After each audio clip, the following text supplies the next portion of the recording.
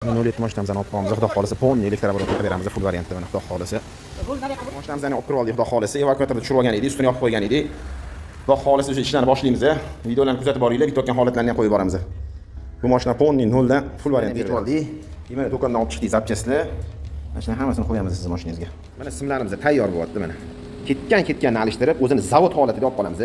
Oldi patfani powerotniklarni Amerikanga yonadigan qilib mana tayyor qilib qo'yamiz. Sizlar ishlashgan ekan, aka mana ko'rasizmi? Nimaga bunaqa qilishgan bilmadim lekin. Buni ochib, ortasidan hammasini olib tashab, to'g'rilaymiz. Mana simlarni yechib olamiz aka. Simlar ham zamikandek bo'lgan joylar aka ko'rasiz mana.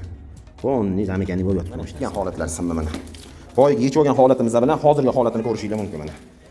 Ketgan simlarni alishtirib, zavodskiy full variantda qilib beriladi. Bagajga qo'yib oldik, xudo xolisa. Mana shu o'rtasini qo'yamiz, patrolga qo'yamiz. Bu yoq taraf, chap tarafiga ham xudo xolisa hamda patrolga qo'yamiz. Patrolga qilib beramiz. Ichkalari sinib, chochilib chiqyapti. O'g'limizga. Chirib ketgan pechkalarimiz ekan. Mana sim chiqarib olaylik. Chirib ketgan hozir.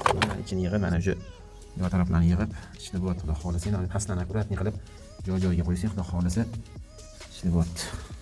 Mana tablolar hammasi 100% ishlayapti, xudo xolis, cho'tki ishlayapti.